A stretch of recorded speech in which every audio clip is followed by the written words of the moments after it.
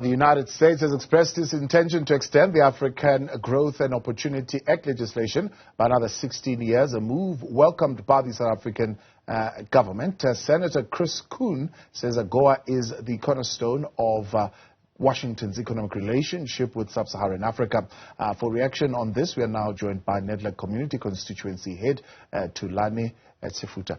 Thulani, good to have you, and thank you very much for your time. The question, firstly, for you is the possibility of an extension by 16 years, whether that certainly would be a welcomed thing amongst the stakeholders at Nedlac.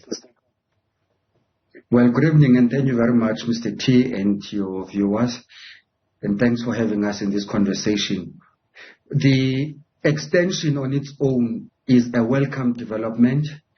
As we emerge from the successful hosting of the 20th Forum of Agoa by South Africa, there was consensus not only by local stakeholders in South Africa, but across the entire African continent, that one of the things we were all agreed on was to mount a call and a clarion call for the extension of Agoa, for the obvious reasons that are linked to the benefits that come with Agoa for the African continent.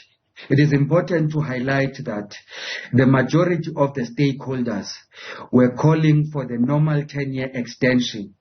And in civil society forum, where we led a debate, we called for 20 years of extension. And that call for 20 years of extension was not only a rhetorical rhyme, that was linked as 20 years of extension emanating from the 20th Forum of the Agoa Forum. But it also had to do with the substantive benefit that comes with the expanded duration of the extension itself, in as far as giving the confidence into the investors that they will have the luxury of time to see through the return on the investments that they would have made in the African continent to supply the American markets. And so the proposed 16 years in a way falls somewhere in between that. And by the way, we were alive to the fact that the decision to extend or not to extend was not going to be taken in the flow of the forum that was hosted in South Africa. But there would be American processes that would need to take place, as we have seen those processes starting now. Yeah, since there are some, and we've known this even building up to the Agoa Forum, that there were some in the United States who've been calling for an out-of-cycle review of South Africa's eligibility to be a part of Agoa, this largely linked to our foreign policy stance on the Russia-Ukraine war, and maybe now even on the Israel-Hamas conflict. How do you think that is going to affect the country's standing? Well, there are those that, for one reason or another, would want to remote control South Africa and African continent using Agoa as an instrument of neo-colonialism. And we actually reflected and commended the efforts of the South African government in particular in this case, because South Africa has been one of those that were targeted to a point where there were even doubts if South Africa will go ahead as the host. And that was at the height of the Russia-Ukraine conflict. And now that the summit has taken place and it has concluded, new geopolitical issues have emerged in the form of the Israeli-Hamas war, and others with every slightest provocation would want to evoke the provisions of Agoa to say South Africa must be punished.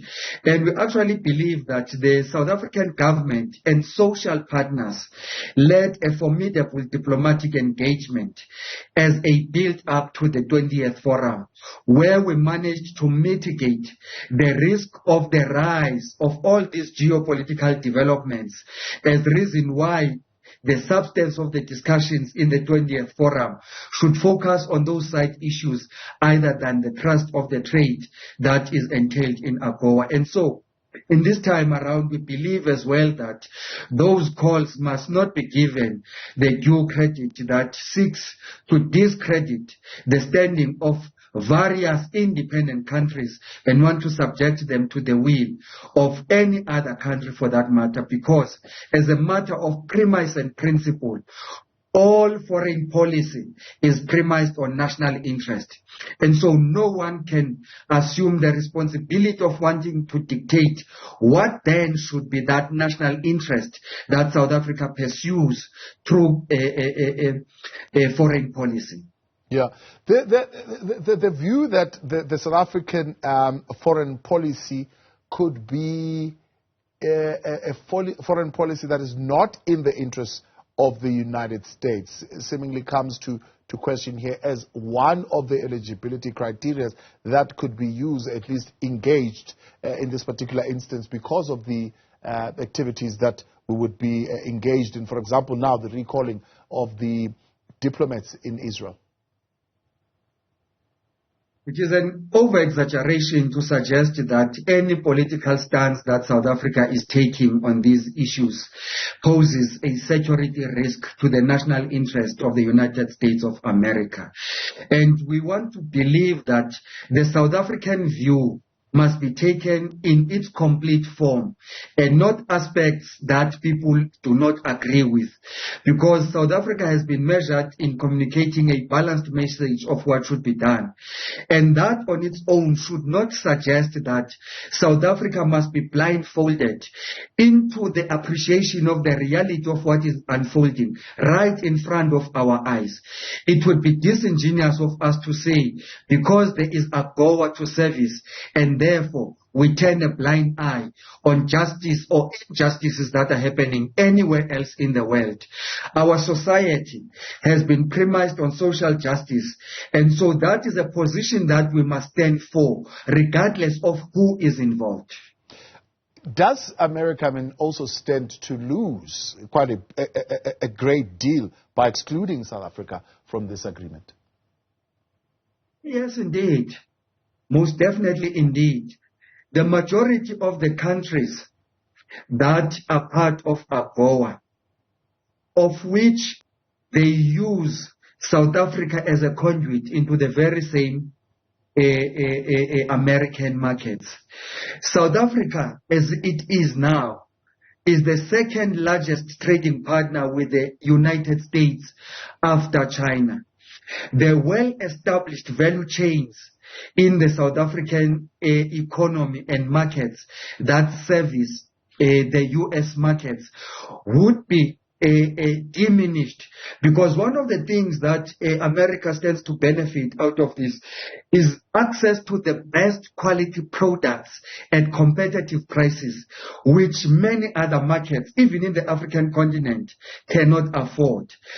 Further than that, it is important for us to have a fine consideration of what it means for South Africa to be taken out of this list of countries that would be eligible for Agoa. It would mean that it is taking us decades of regression on what we are currently promoting through the Africa Continental Free Trade Area, in as far as the integration of the value chains in the African continent.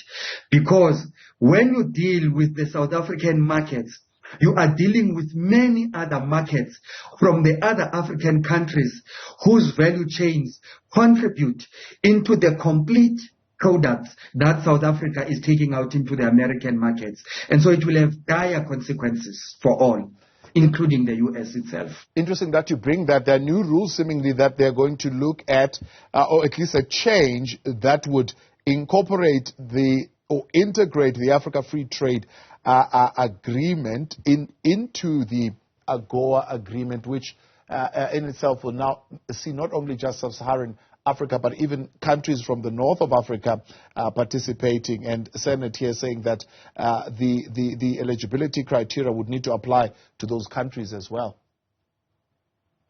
That is actually a positive step in the right direction, because when we opened the 20th Agoa Forum, we asserted that the forum itself was being held in the context wherein Africa was redefining and repositioning itself in the world, in the milieu of trade.